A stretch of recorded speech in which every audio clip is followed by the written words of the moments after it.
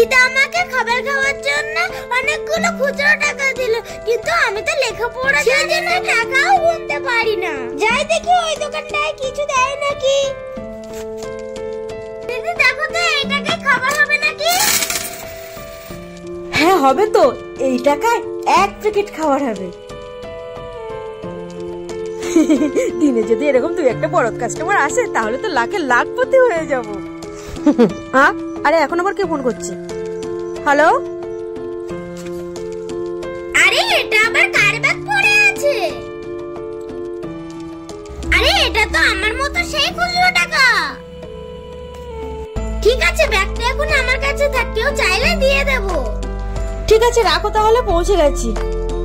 আরে আমার ব্যাগটা কোথায় গেল? দোকানের টাকা সব ওতে ছিল, আর লাভ করা টাকাটা ওই জন্য কোথায় বলে লোকের পায়ে দিলে নিজেরই বাদ যায়। তুই আর ভালো লাগে না।